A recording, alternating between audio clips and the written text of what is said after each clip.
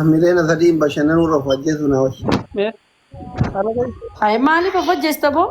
Mileenni sadii maal keessa jira? Jechuun gaa meeshaa bitattaa namaaf waa bittaa. Innaa waan akkasiiti. Laala maallaqa achii qo'e kaameraan garagalcha. Mileenni lama jechuun maallaqa xiqqaa bara wallahi. Mileenni lama maallaqa achii. Diraamatti mileenni lama hagana jechuudha. Mileenni lama kan takka laa ilaaha illallah sharafadhee. Gartee laa mileenni lama. Ajaa'iba natti ta'e hedduun ajaa'iba mileena. Wallahi warabbal kaaba mileenni lama amma maallaqni kun. Hedduun agarramee. Agguu dhuftan akka rakkannee maallaqa Itoophiyaatti namaa dabarsaatii asitti sharafa. Tokkichi isaa qarshii kuma diraama kuma. Kun Oromoo agartee maallaqa Dubaay mileena maallaqa biyya mileena lama. Maallaqa biyya Dubaayitti Wanni tokkichi isaa wanti jechuudha diraama tokkichi isaa kuma jechuudha. Ati jirtu jaaraa sira wardaa. Ajaa'iba natti ta'e hedduun ajaa'iba. Akkam? Silkii kee keessan na ergimee daddafiin turteeyyu. Andaraa tujjaara hin jaaladha barta makiinaa minaamina qabdu birrii qabdu. Jaalala natti dafa.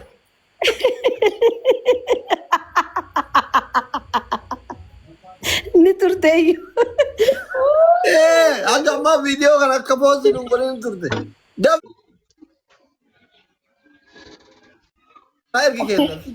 Yoo gadi dhiisa jeetiin irraanfadhee bara amma yaadadhee wani. Birriin Itoophiyaa yaa alatti yoo ka jijjiiramtu bar homaan bittu. Rakkoo nama kana. Yaa ogguu amma maallaqni amma miliyoonni lama nuti ba'anneetu deemuu hin dandeenyu si galee. Ogguu achi jijjiirtu jechuun gaan amma meeshaa sawayees bibitachuudhaaf jeeti si galee innaa hedduu guddaa miti jechuu barbaadeeti ogguu harka keessa seenee. Yoo qabaatan ka qabutti min allaati miliyoona lamaa miliyoona dhibbu. Laalle min allaati. Wooma qabnu hojii qooddanna gaa maali rakkoo jira. Laamaan hojii qoodamna miti lakkoofsa ergi amma hooma biraa waan guddoo goona laalle. Anjaa fi qaadhiisitti baafanna.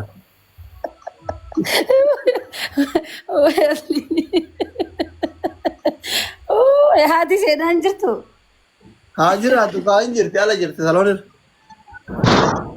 Jechuun hin dubbattu.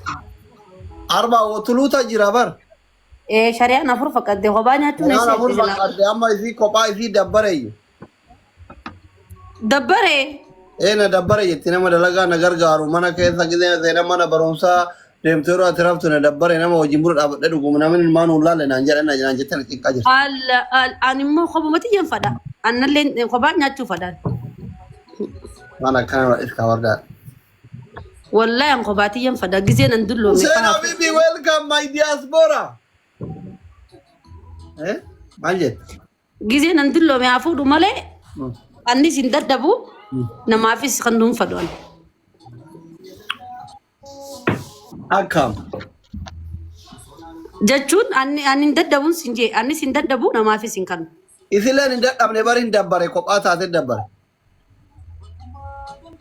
Hin dabbare. Anta nan beeku gaa jechuun akkam jechuudha. Amma nuti amma osoo haadha seenirra. Ati birrii agarsiifna ijoolleen dhiiraa giiftii kennuu eegalte anchi. Maashaallah. Akkana kenna haftaan yoo wajjin jirra. Nama miliyoona akkatti nama agarsiisa. Doonaatii jettu tuqa haftaa bitana isin xabbasiifne agayoomi miskiina jira deemtanii bitiita. Qibaatii biti, lippistikii biti, chaappistikii biti, xutumayaajaa biti, jinnii biti, indazii amaaree. Kana keessa maal gootaa qubata obboleessoo asitti xabbasu miliyoona rakkaa wardaa kana. Alaman ke aga batusu ki yaban kisti welcome where are you man baka warda ye bar charada sigore demte kamai tare lubu busy sigore baka nuti si jaalanna si feena gisee dhufte siif jirra si wajjin jirra jabaadhu gisee kana nu boharsi sin jannaa yaa ayya wal garaba deemna abshirji ana fiza si mura Dubai harka duwwaa deemuun hin ulfaatu Dubai yoone singili wayii walaloon nama barreessisiifnee anamatti singilii walitti hojjannee yookiin ati sirba wallee takka baasneeti achi dheenee wallee takka achi deena wallee Baara tokko wallee gubbatti hojjannee achumatti eebbisiifnee dachaan. akkas goona bakka Wantoota yaabbannee waan sana ooltee ati baara gubbaa oofan san motora. oofee sitti garsiisa Eh. oofee jira takkallee takka dhiiseen dhufne Waan san oof. ni oofna bakka achirratti wallee hunda eebbisiisna. Imamii mana madaamii wajjin mataan na guba turra madaamii si eeyyamte moo si eeyyamne eessa gettee jechuudha si wajjin finfinne irraa deemuu naa wayyu abbo. Anaaf itti obboleeyyummaa deemna kaa. Eegaa obboleeyyummaa walli wajjin deemuu yaa obboleettiin Dubaay hin jirtu yoo feete madaamiin illooltiin gabba'uu dhoogiti rakkoo. Mee deem amma fataajii bakka.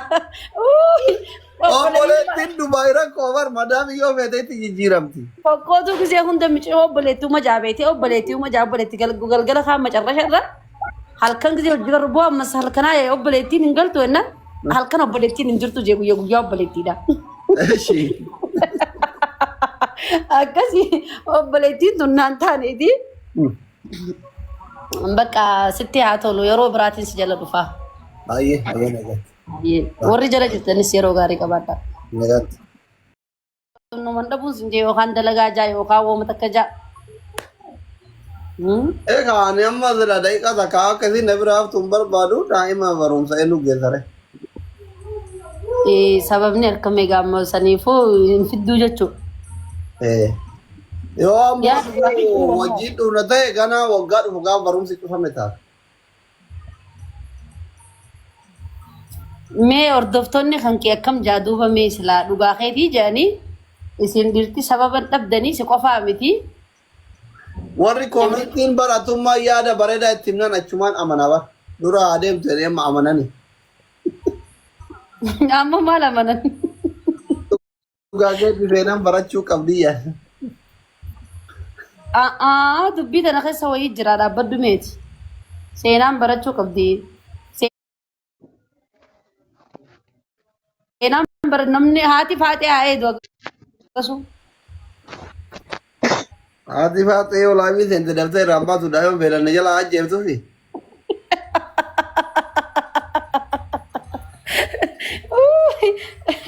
Nam tokkorra dhiistee dhufta gaa. An seenaati jedhama tokkotti dhabanu. Amma sababa harkatte yaa akkanuma si qofaa miti dhiiruma hundaa takkanaa gizee bashannanuu fadhan jaartii sababuma tokko itti baasanii jalaa baafatanii amata dhufuu dhuftaa taa'ee baqqa'eef akkas taate. Akkasoo yaaree faamilii irreecha kana lee hafuuki yaare. Irreechammaa kootu malee. Barumsi badame kan ta'u amma nama hundaa. Bakka jaartiin hin jirre shayxaanaan nama dhufa jeetii baran si yaadeetii bar. Akkas yaani bar. Shayxaanni yoo dhufellee yoo Dubaay jaartiin dhiisanii deeman nama dhufa malee Itoophiyaa hoggala namatti dhufa godha obboleewwan illee jiran. Itoophiyaan tun biyya raamataati. Suurri Itoophiyaa cinqee akkasii hin qabu jimuu maqamee. Amma warri shayxaanni akka itti dhufu barbaadu jaartiin dhiisee Dubaay deemaa bar. Tanuma jii Dubaay shayxaana guddaa jira boo. Akkami ati deemtee turteemi? Ani deemeetiin ani beektaaniin gizee jimaa kanan fadhaa namarraa ajaan qabu. Gizee namni natti haasees nu mollololo afaan kiyya wallaalaniitu mana dhiisan firraa. Jimaan hin jiru achi.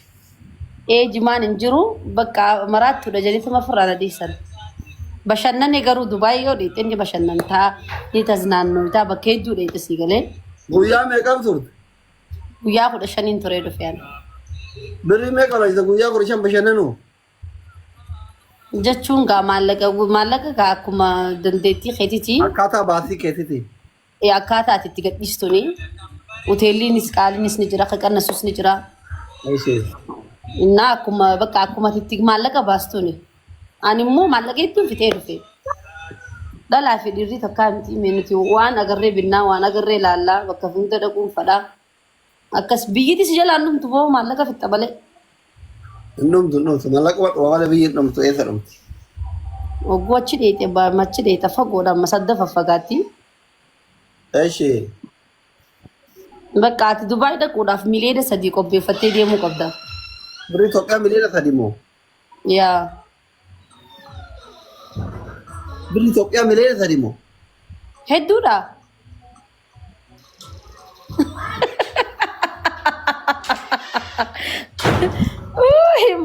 maallaqa achi viidiyoo si garsiisu mee maallaqa achi miliyoonni 2 haga inni go wallahi miliyoonni 2 la maallaqa achi si garsaa dhaabbadhu miliyoonni 2 qoftiinuu jechuu boorsaa keessatti mul'atu wallahi warabbal kaaba amma ijoolleen achi jirtu ni beeti miliyoonni 2 achiitu jechuu maallaqa waa xiqqishoodha hedduu